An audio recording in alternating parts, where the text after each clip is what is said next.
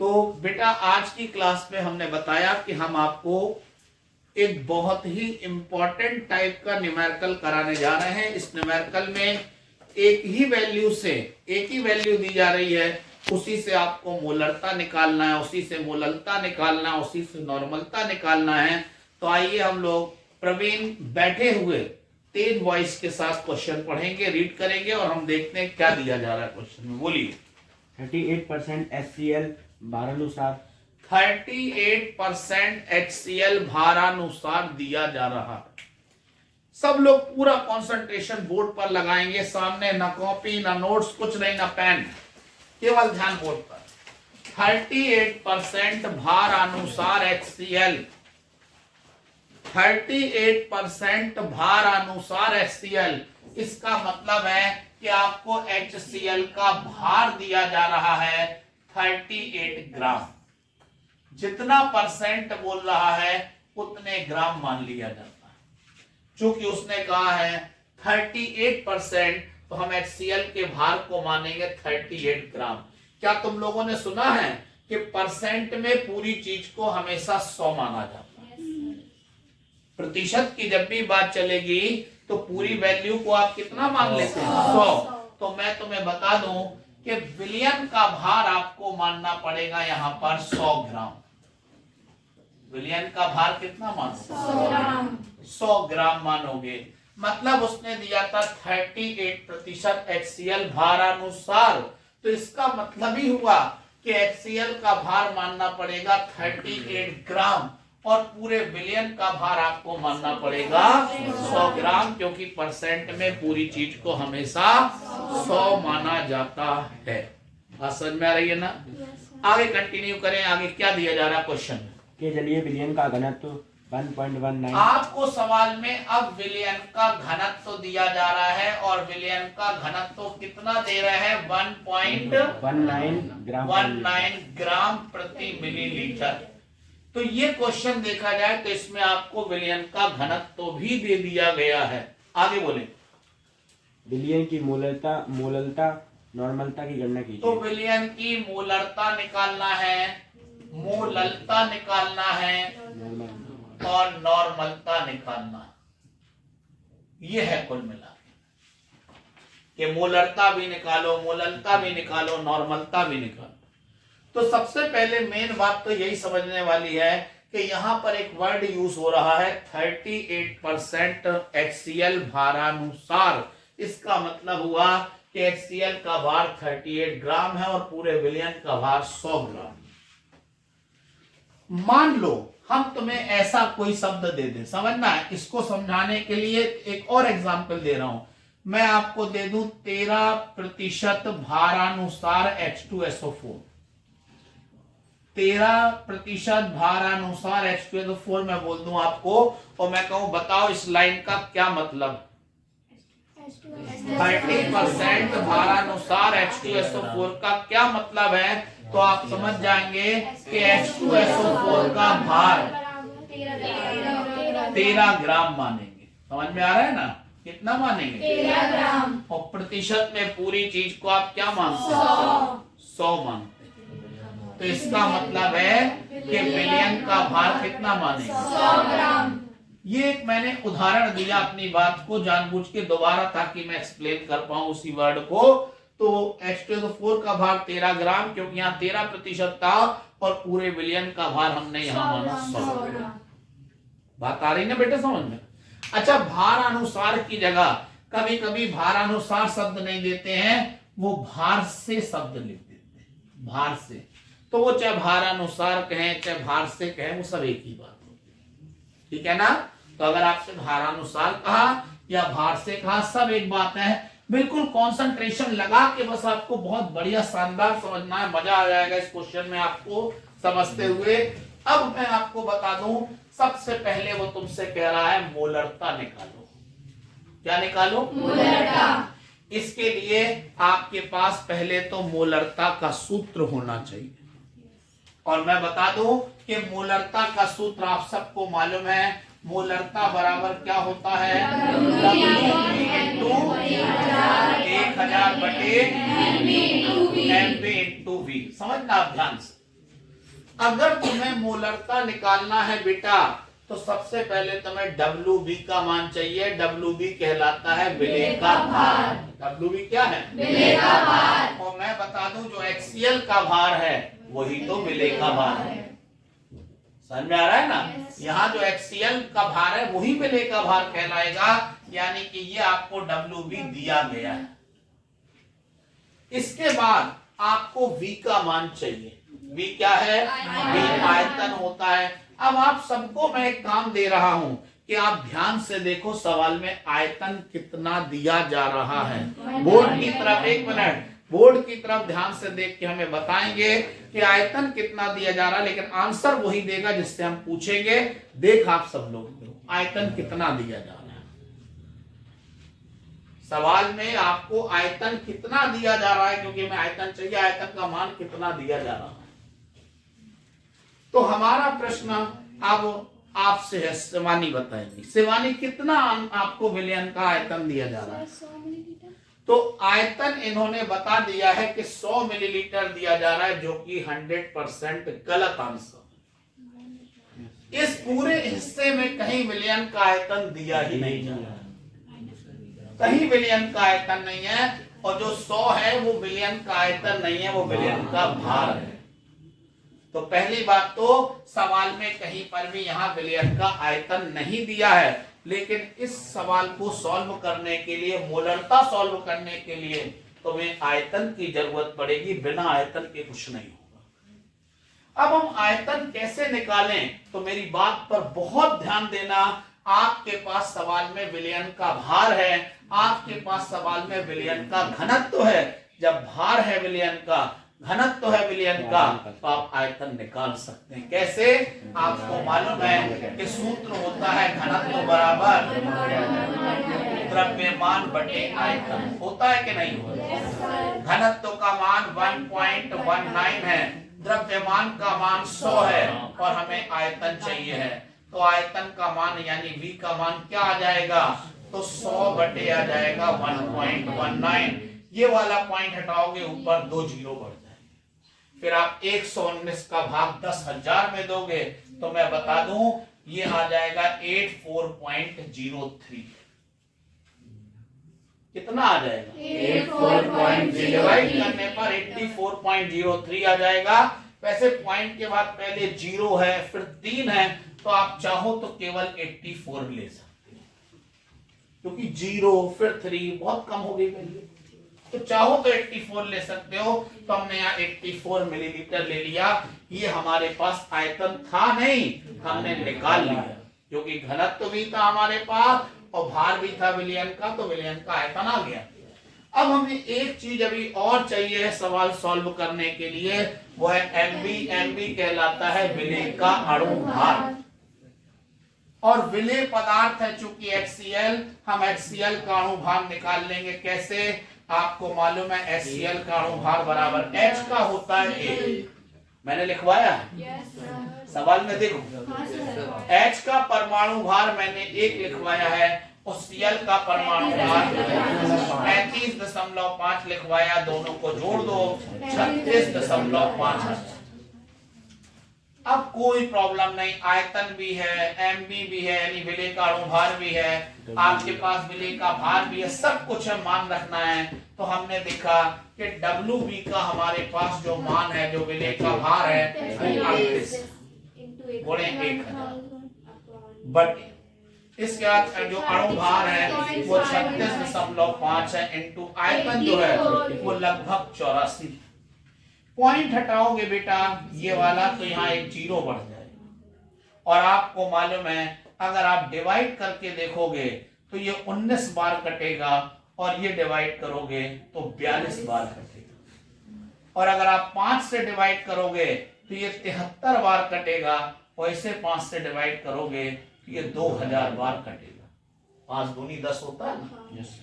फिर अगर आप इसका गुणा करोगे तो इसका गुणा करके 19 दूनी 38 हो जाएगा। फिर से तो ये हो जाएगा 38000 हो जाएगा, इन दोनों का गुणा, फिर बटे हो जाएगा। अब 73 और 42 का आपको गुणा करना पड़ेगा, तो 73 into 42, तो 3 दूनी 6 हो जाएगा, 7 दूनी 14 हो जाएगा, है ना। और फिर यहाँ पर 4 3 12 की 2 हंसला 1 हो जाएगा, 4 7 28 पर 29 हो जाएगा, 6 हो जाएगा, 6 हो जाएगा, 9 और 1 10 की 0 हंसला 3 हो जाएगा। देखना मैंने गलत तो नहीं करा है, देख लेना, क्योंकि कभी कभी मुझसे भी गलती हो जाती है कैलकुलेशंस में, तो इसलिए आपका काम। तो ये आ गया।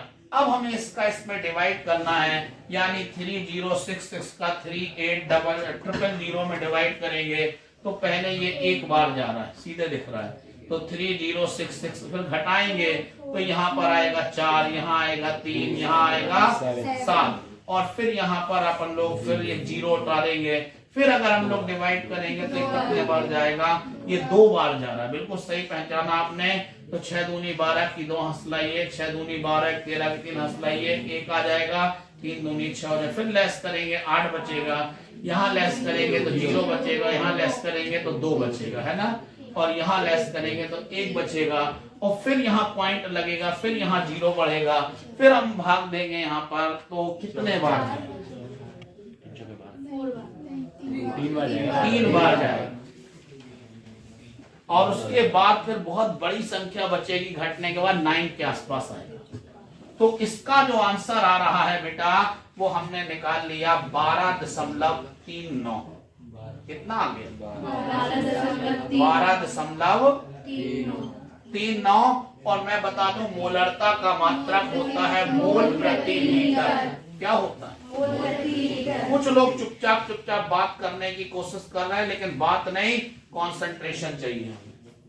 तो ये अपन ने अभी पहला प्रश्न सॉल्व किया इस सवाल का, और उसमें हमसे पूछा गया था कि मोलरता निकालो, और देखो मोलरता हमने 12.39 निकाल दी है। मात्रक मोलरता का मोल प्रति लीटर होता है। बेटा अब हम लोग मोलरता निकालेंगे। क्या निकालेंगे, मोलरता। पूरा कंसंट्रेशन, पूरा ध्यान इधर उधर मत जाने देना, पूरा कंसंट्रेशन लगाना है, क्योंकि ये क्वेश्चन अगर आप सीख गए तो याद रखना, मोलरता का जिंदगी में कभी कोई क्वेश्चन आपका गलत नहीं हो सकता। मेरा चैलेंज है इस बात के लिए। हाँ, अगर आप कैलकुलेशन में मिस्टेक ना करें तो। अब हम लोग आते हैं अगले को पार्ट में, जिसमें हमें निकालना है मोलरता। तो इसके लिए पहले हमें मोलरता का सूत्र मालूम होना चाहिए। तो मोलरता का सूत्र होता है मोलरता बराबर WB इंटू बटे WA होता है। ये फॉर्मूला है मोलरता। अब हमें अगर मोलरता निकालना है तो सबसे पहले WB चाहिए।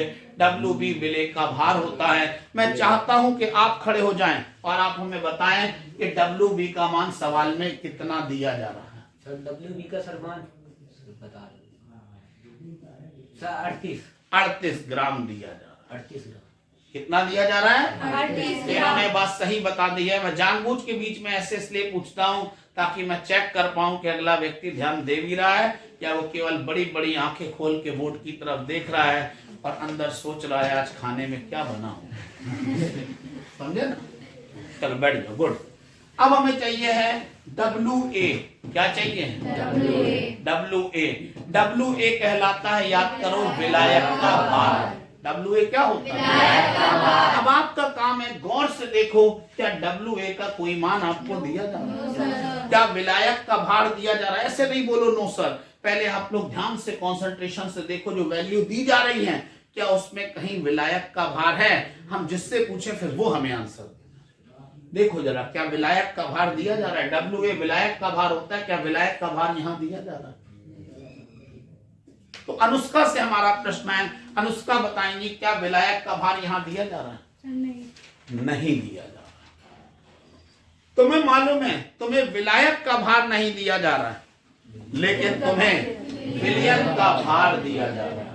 किसका भार?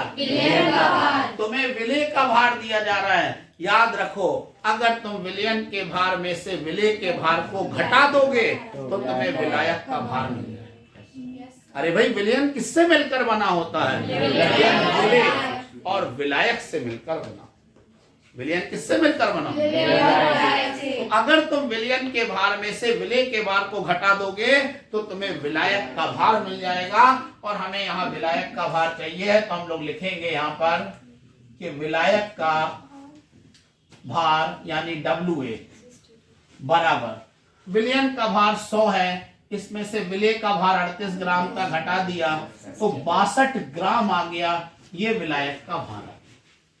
अब अपन को एक चीज और चाहिए, एमबी है विलेय का अणुभार। चेक करके देखो क्या विलेय का अणुभार है आपके पास, कहीं विलेय का अणुभार है? ये है, ये जो HCl का अणुभार था, देखो यही तो विलेय का अणुभार है। तो अपन लोग के पास सारे मान है। WB का मान विलेय का भार है 38 रखा इंटू 1000 का बटे MB जो है बेटा वो विलेय का अणु भार होता है, और हमें मालूम है 36.5, पहले निकाल चुके हैं 36.5 इंटू WA विलायक का भार है 62 है, पॉइंट हटाओगे 0 बढ़ जाएगा, है ना। फिर आप इसको काटोगे तो ये 19 बार जाएगा, फिर से इसे काटोगे तो ये 31 बार जाएगा, इसे 5 से काटोगे 73 बार जाएगा, इसे 5 से काटोगे 2000 बार जाएगा, फिर से ये 38,000 हो जाएगा। और 71 और 73 और 31 का गुणा करोगे तो आपको मालूम है 3 ये हो जाएगा, यहाँ 7 हो जाएगा, यहाँ 9 हो जाएगा, यहाँ 7 21 हो जाएगा, यहाँ 3 आ जाएगा, 7 9 16 6 और यहाँ पर 2 आ जाएगा, यहाँ 2 आ जाएगा। तो 2 2 6 3 आ गया। मुझे नहीं मालूम है, हो सकता मेरा आंसर गलत हो ये वाला कैलकुलेशन, तो ये काम आपका है कि हमें भी वॉच करें हम कहीं गलती तो नहीं कर रहे। अब हम लोग इसको डिवाइड करेंगे, और जब डिवाइड करेंगे तो पहला डिवाइड मुझे साफ दिख रहा है कि 1 समझे ना। और फिर अगर हम लोग डिवाइड करेंगे तो कुल मिलाकर 6 आएगा, 16।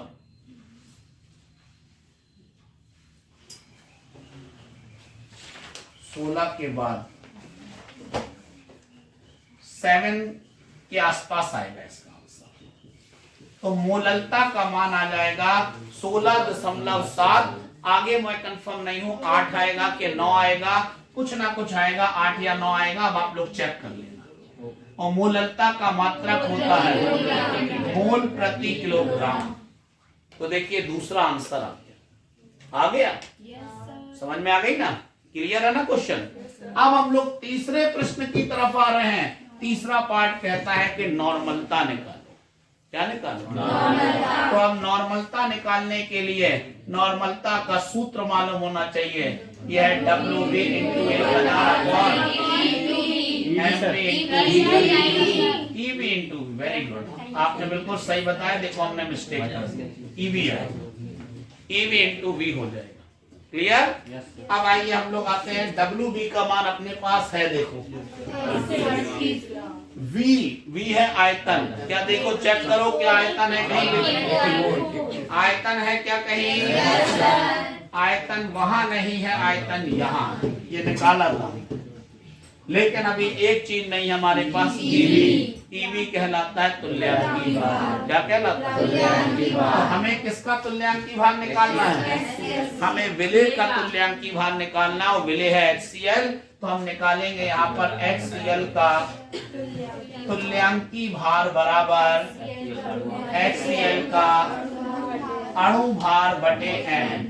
तो H का परमाणु भार कितना होता है? 1। Cl का 35.5 बटे, क्या आप जानते हो HCl आयनित होकर कितना H दे सकता है? 1 H दे सकता है, इसीलिए n का मान 1 कर दिया। और यहाँ टोटल आ गया 36.5। तुल्यांकी भार को हम EB से प्रदर्शित कर रहे हैं यहाँ पर, तो EB का मान ये आ गया। सारे मान रख दो, तो ये हैगा 38, है ना, ये 1000 बटे हो जाएगा। EB का मान है 36.5 और इसके बाद V का मान कितना है? आयतन हमारे पास देखो 84 है, ये सॉल्व कर चुके थे ये, ठीक है ना। अब इसको सॉल्व करेंगे और हम नॉर्मलता निकालेंगे।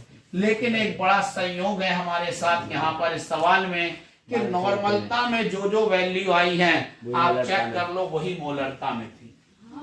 38 1000 मतलब सब बिल्कुल सेम है। तो इसका आंसर भी वही आ जाएगा, 12.39 मात्रक आएगा ग्राम तुल्यांक प्रति लीटर।